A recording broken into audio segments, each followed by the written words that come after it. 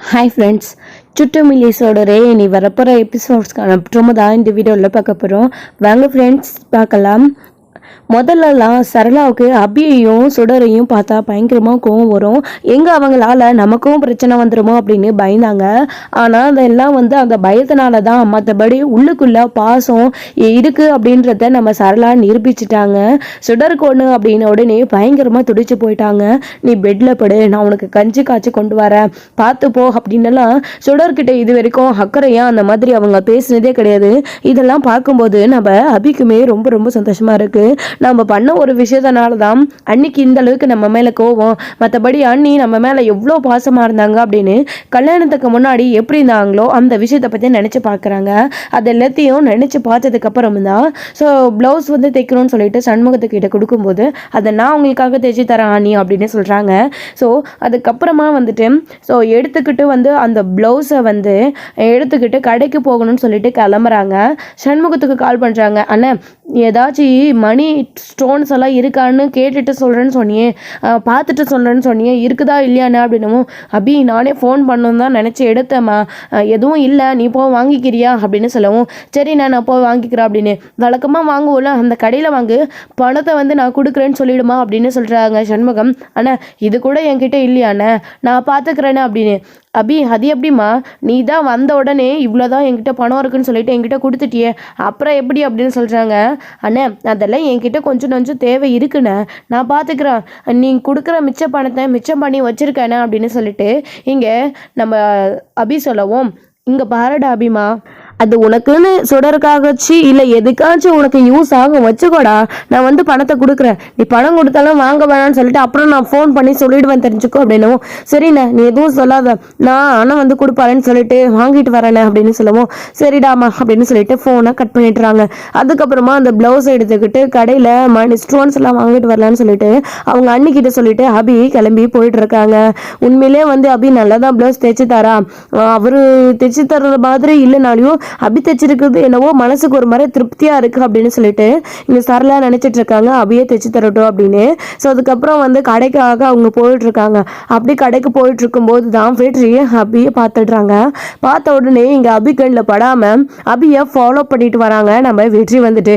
இனி அவங்க என்னென்ன பண்றாங்க அப்படின்னு ஃபாலோ பண்ணணும் அப்படின்றதுக்காக நேரே என்ன பண்றாங்க, ப்ளவுஸ் கடைக்கு போறாங்க. தேவையான பொருள் லைனிங், அது மட்டும் இல்லாமல் லேஸ் நாட், அது மட்டும் இல்லாமல் ஸ்டோன்ஸ், இது எல்லாத்தையுமே வாங்கிக்கிறாங்க சமைக்கலாம் வச்சுட்டு.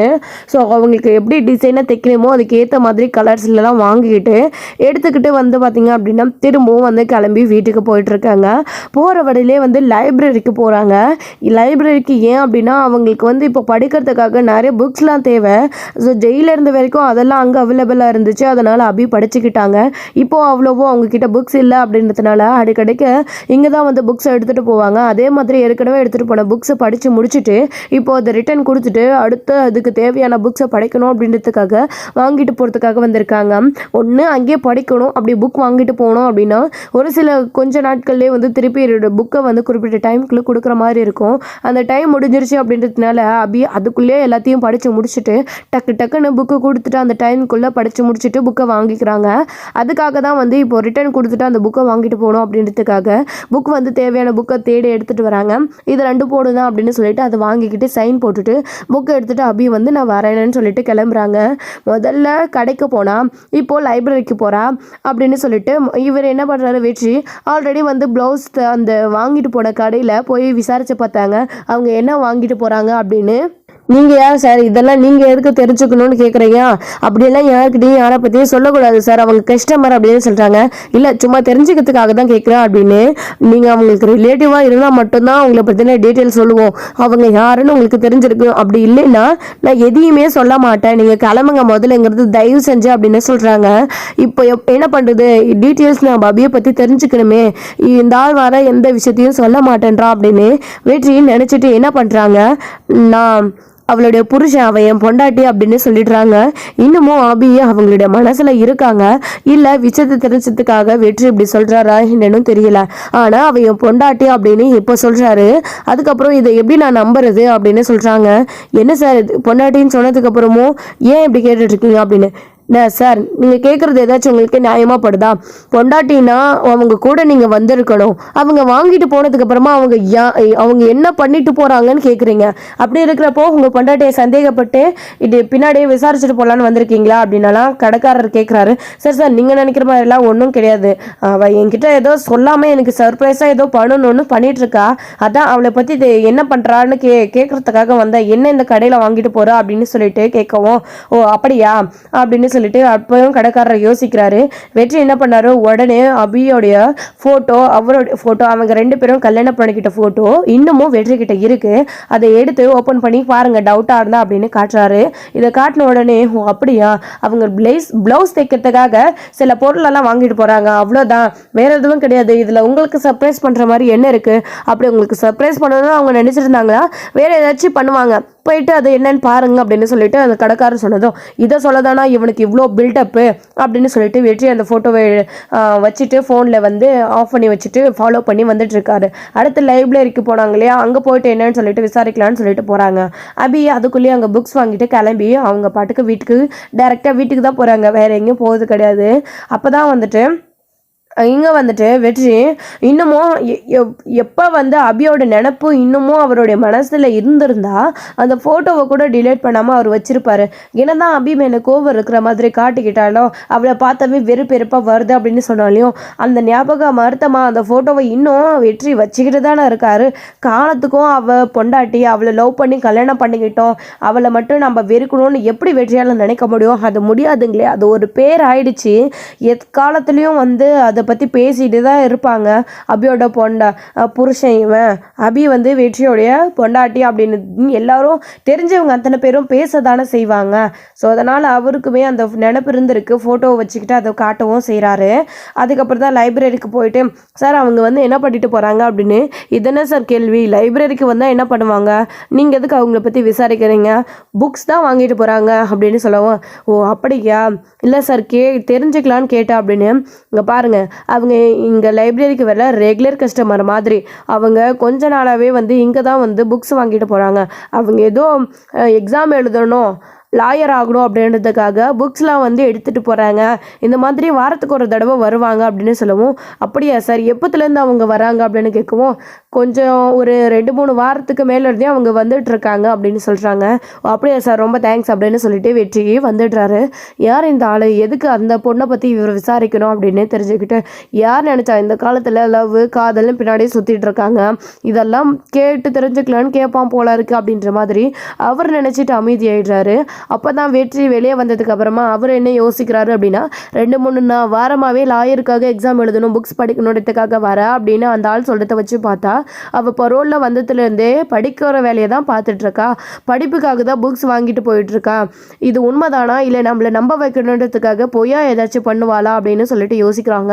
அப்படி பொய்யா பண்ணுறவங்கள இருந்தால் கரெக்டாக ஒரு வாரத்துக்கு ஒரு முறை எப்படி புக் வந்து வாங்கிட்டு போவா, எக்ஸாம் எழுதுறதுக்காக நம்மக்கிட்டையும் சொன்னால் இதே மாதிரி போய் எல்லாருக்கிட்டையும் சொல்லிட்டு இருப்பாளா, இல்லை உண்மையா அப்படின்னு வெற்றி அதை நினச்சிக்கிட்டு இதோட விட்டுறக்கூடாது, இன்னும் அவ்வளோ ஃபாலோ பண்ணணும் அப்படின்னு அடுத்தடுத்து வெற்றி ஃபாலோ பண்ணிகிட்டே போயிட்டுருக்காங்க. அடுத்து அபி வேறு எங்கேயும் போகல, நேராக வந்து வீட்டுக்கு தான் போகிறாங்க, சண்முகத்தோட வீட்டுக்கு. இது சுடர் அன்னைக்கு நம்ம விட்டுட்டு போனோமே அந்த வீடு தானே. ஓ அபியோடைய அண்ணன் வீடு, அவன் அண்ணன் வீட்டில் தான் தங்கியிருக்காளா அப்படின்னு சொல்லிட்டு அமைதியாக வந்து போயிடுறாங்க. போனதுக்கப்புறமா வந்துட்டு புலிக்குட்டி அங்கே வந்து எங்கடா போயிட்டு வர வெற்றி அப்படின்னு கேட்கவும், அபியை பற்றி இந்த மாதிரி நான் நேற்று உங்ககிட்ட சொன்னேன்ல, அதான் ஃபாலோ பண்ணிட்டு வரலான்னு போனேன், அவள் எனக்கு தெரிஞ்ச வரைக்கும் கடைக்கு போகிறா, மற்றபடி புக் எடுக்கிறதுக்காக புக் ஸ்டோரிக்கு போகிறா, அதாவது புக் ஷாப்புக்கு வந்து போகிறா, அங்கே போயிட்டு புக் எடுத்துகிட்டு லைப்ரரிக்கு போனதுக்கப்புறமா வீட்டுக்கு போய்ட்றா.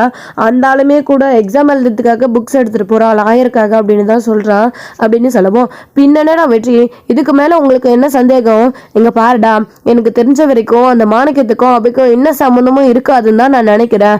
அபி பரோலில் எக்ஸாம் எழுதுறதுக்காக தான் வெளியில் வந்திருப்பா, இந்த மாணிக்கம் தான் ஏதோ கர்ணாவை மிரட்டி அப்பப்போ பணம் வாங்கிட்டு பிளாக்மெயில் பண்ணிட்டு இருக்கான், அது என்னன்னு மாணிக்கத்தை ஃபாலோ பண்ணி மாணிக்கத்துக்கிட்ட தெரிஞ்சுக்கிட்டாதான் நம்ம முடியும். அதை விட்டுட்டு அபிக்கோ மாணிக்கத்துக்கோ சம்மந்தம் இருக்குன்னு கர்ணாசோளத்தை வச்சு நீ அபியை சந்தேகப்படுறது தப்புடா. அவ தான் எல்லாத்தையும் உங்ககிட்ட ஓப்பனாக சொல்லிடுறாள், எனக்கும் அவனுக்கு எந்த சம்மந்தமே இல்லை, நான் எக்ஸாம் எழுதுறதுக்காக தான் வந்திருக்கேன்னு. அப்படி இருந்தோம் நம்ம அவளை ஃபாலோ பண்ணி சந்தேகப்படுறது தப்புடா. இருந்தாலும் நம்ம ஃபாலோ பண்ண வரைக்கும் நமக்கு என்ன க்ளூ கிடைச்சிருக்கு, ஒன்றுமே கிடையாது அப்படின்னு சொல்லிட்டு இங்கே புலிக்குட்டி சொன்னவும் எனக்கும் அப்படிதான் தோணுது, பார்ப்போம் அப்படின்னு சொல்லிட்டு வெற்றியும் அமைதியாயிடுறாரு. இன்னொரு சைடு மகேஷ் ஸ்கூலுக்கு லஞ்ச் கொடுக்கணும் அப்படின்னு சொல்லிட்டு கிளம்பி போறாரு. இங்கே சுடரோ ஸ்கூலுக்கு போயிருக்காங்க. கை முடியல அப்படின்னாலும் கூட போர்ஷன் நடத்துகிற போர்ஷனை தெரிஞ்சுக்கணும், எக்ஸாம் வேறு கிட்ட நெருங்கிடுச்சு அப்படின்றதுக்காக சுடர் கூட போயிருக்காங்க, அதாவது ஸ்கூலுக்கு போயிருக்காங்க. அப்படி லஞ்ச் கொடுக்க போகும்போது தான் அங்கே எல்லாருமே உட்காந்து லஞ்ச் சாப்பிட்றதுக்காக வெயிட் பண்ணிட்டு இருக்காரு. வெற்றியும் லஞ்ச் கொண்டு போகவும் அப்போ சுடர் பார்த்துட்டு ஹாய் கேப்டன் அப்படின்னு சொல்கிறாங்க. சுடர் இப்போ கை எப்படி இருக்குது அப்படின்னு கேட்குறாங்க. நல்லா இருக்கு அங்கிள் அப்படின்னு சொல்லவும் சரி உங்கள் எல்லாருக்கும் இன்றைக்கி ஒன்று வாங்கிட்டு வந்திருக்கேனே அப்படின்னு சொல்கிறாங்க. என்ன அப்படின்னவும் சாக்லேட் எடுத்து காட்டுறாங்க. சாக்லேட் அப்படின்னு சொல்கிறாங்க. எல்லாருமே ஆளுக்கு ஒரு சாக்லேட் வாங்கிக்கிறாங்க. ஆனால் சுடர் கையில் லஞ்ச் பேக் வச்சிருக்கிறதுனால அவங்களால வாங்க முடியுதுல. அப்போது இரு அப்படின்னு சொல்லிட்டு பாக்கெட்டில் போட்டு விடுறேன்னு சொல்லிட்டு சுடருடைய பாக்கெட்டில் வெற்றி போட்டு விடுறாரு. என்ன இன்னும் நீங்கள் யாரும் சாப்பிடாமையே அப்படியே வச்சுருக்கீங்க, சாப்பிடலையா அப்படின்னவும் இப்போ தான் அங்கிள் லஞ்ச் கொடுத்துருக்கீங்க, இதுக்கு மேலே தான் சாப்பிடணும் அப்படின்னவும் சரி உட்காந்து சாப்பிடுங்க அப்படின்னு சொல்லிட்டோம். சரி அங்கிள் அப்படின்னு சொல்லிட்டு எல்லாரும் அங்கேயே உட்காந்து சாப்பிட ஆரம்பிக்கிறாங்க. எல்லாரும் அவங்களோட டிஃபன் பாக்ஸை ஓப்பன் பண்ணிக்கிறாங்க. ஆனால் சுடரால் ஓப்பன் பண்ண முடிறதில்ல. அப்போ தான் அவங்க தட்டு மாதிரி ஒரு கையில் எடுத்துகிட்டு இருக்கவும் மற்றவங்க எல்லாரும் லஞ்ச் சாப்பிட்ற ஆர்வத்தில் எதையுமே கவனிக்கல. அப்போ தான் வெற்றி இதெல்லாத்தையும் பார்த்துட்டு சுடர் இங்கே கொடு அப்படின்னு சொல்லிட்டு அவர் லஞ்ச் பாக்ஸ் ஓப்பன் பண்ணி ஸோ சாப்பாடு ஓப்பன் பண்ணி ஸோ சுடருக்காக அங்கே வைக்கிறாங்க. சாப்பிட்டு சுடர் அப்படின்னு அதில் ஸ்பூன் வச்சுருக்காங்க. அதுலேயே சுடர் வாரி சாப்பிட்றாங்க. கேப்டன் அங்கிள் இது அம்மு சமையல் எப்படி இருக்குன்னு டேஸ்ட் பார்த்து சொல்லுங்கள் அப்படின்னு சொல்லிட்டு சாப்பாடு கொடுக்குறாங்க. ஆமாம் கேப்டன் அங்கிள் எங்கள் அம்மு நல்லா சமைப்பாங்க, சுடருடைய அம்மு சூப்பராக சமைப்பாங்க அப்படின்னு சொல்லிட்டு தருண் சொல்லிட்டு இருக்கோம். ஆமாம் அவங்க வந்ததுலேருந்து எனக்கு கூட அவங்களுடைய சாப்பாடு ரொம்ப பிடிச்சிருக்கு. தினமும் அவங்க கிட்ட எனக்கும் லஞ்ச் கட்டி கொடுங்க, வீட்டில் நீங்களே தினமும் சமைங்க, எங்கள் அம்மா சமையல் போர் அடிச்சிடுச்சின்னு அவங்களோட சமையலை தான் நாங்கள் சமைக்க சொல்லி சாப்பிட்டுட்டு இருக்கோம் அப்படின்னு சொல்லிட்டு இருக்காங்க. இங்கே தியாவும் கூட அபியை பற்றி ரொம்ப பெருமையாக பேசுகிறாங்க. ஓ அப்படியா அப்படின்னு சொல்லிட்டு வெற்றி சொன்னதுக்கப்புறமா அம்மா ஊட்டி விடுறாங்க. சுடர் வெற்றி அதை சாப்பிட்டுட்டு அபியோட ஞாபகம் வருது அந்த சாப்பாட்டை சாப்பிட்ட உடனே. ஸோ அதுக்கப்புறம் இது அம்மாவை சமைச்சாங்க அப்படின்னவும் ஆமாம் கேப்டன் அங்கிள் ஏன் நல்லா இல்லையா அப்படின்னு கேட்கும்போது இல்லைடா சாப்பாடு ரொம்ப நல்லா இருக்கு, அவங்க கிட்ட சொல்லிடு அப்படின்னு சொல்லவும் சரிங்க கேப்டன் அங்கிள் அப்படின்னு சொல்லவும் ஸோ உடனே வெற்றி இருந்துக்கிட்டு சரி நான் கிளம்பட்டுமா அப்படின்னு சொல்லிட்டு சொல்றாரு. இன்னும் கொஞ்சம் சாப்பிடுங்க கேப்டன் அங்கிள் அப்படின்னு. இது உனக்கான லஞ்ச் பாக்ஸ், நான் சாப்பிட்டுட்டேன்னா நீ என்ன பண்ணுவ, நீ சாப்பிடு, நீ ஒரு வாய் கொடுத்ததே எனக்கு வயிறு நிறைந்துடுச்சு, நான் இப்போதான் சாப்பிட்டுட்டு வரேன், உன்னோட ஆசைக்காக நான் சாப்பிட்டேன், நான் போயிட்டு வரட்டுமா அப்படின்னு இங்கே வெற்றி சொல்றாரு. சரிங்க அங்கிள் அப்படின்னு சொல்லவும் கையை நல்லா பார்த்துக்கோ, பத்திரமா ஆட்டாத அசையாத விளையாடாத எங்கேயாச்சும் இடிச்சுக்க போற, பத்திரமா இரு என்ன அப்படின்னு சொல்றாங்க. சரிங்க கேப்டன் அங்கிள் அப்படின்னு சொல்லிட்டு அது மட்டும் இல்லாமல் கேப்டன் அங்கிள் ஒரு நிமிஷம் அப்படின்னு சொல்றாங்க. என்ன விஷயம் அப்படின்னு அம்மோ பணம் கொடுத்து விட்டுருக்காங்க வாங்கிக்கோங்க அப்படின்னு.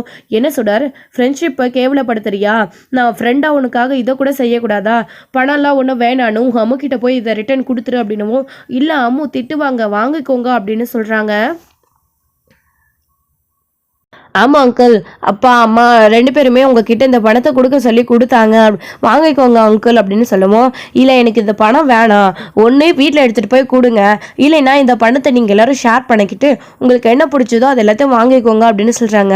எங்களுக்கு எதுக்கு அங்கிள் இவ்வளோ பணம், இதை வச்சு நாங்கள் என்ன பண்ண போகிறோம், வாங்கிக்கோ அப்படின்னு சொல்லவும் இல்லை எனக்கு இந்த பணம் வேண்டாம், அம்முக்கிட்டே நான் திருப்பி கொடுத்துட்டு சொன்னதா சொல்லு, தேங்க்ஸ் நீ சொன்னல அவங்க சொன்னாங்கன்னு சொல்லிட்டு அது மட்டும் எனக்கு போதும், நான் ஃப்ரெண்டாக நான் உனக்கு இது ஹெல்ப் பண்ணுறேன், பணம்லாம் எனக்கு வேணாம் ஓகேவா, உன் மம்மி கிட்ட தெளிவாக சொல்லிவிடு அப்படின்னு சொல்லிட்டு அது மட்டும் இல்லாமல் உன் அம்மா கிட்ட சொல்லிவிடு அப்படின்னு தருண்கிட்டையும் சுடர்கிட்டையும் சொல்லிட்டு அங்கே வெற்றி கிளம்பிடுறாங்க. ஸோ இதோட இந்த எபிசோடு முடிச்சிருக்காங்க. அடுத்தடுத்த எபிசோடில் என்ன நடக்க போகுது. ஸோ வெற்றி இப்போ அபியை வாட்ச் பண்ண ஆரம்பிச்சிட்டாங்க. இதுக்கடுத்தாச்சு எக்ஸாம் எழுதி தான் அபி வந்திருக்காங்க அப்படின்னு அபி மேலே வெற்றிக்கு ஒரு நல்ல எண்ணம் வருமா, கருணா அபி மேலே போடுற பழியை தாண்டி வெற்றிக்கு அபி மேலே ஏதாச்சும் ஒரு கருணை வருமா, என்ன நடக்க போகுது அப்படின்றதெல்லாம் வெயிட் பண்ணி நெக்ஸ்ட் வீடியோவில் பார்க்கலாம். Friends thank you. இந்த வீடியோ உங்களுக்கு பிடிச்சிருந்தா லைக் பண்ணுங்கள், ஷேர் பண்ணுங்கள், கமெண்ட் பண்ணுங்கள்.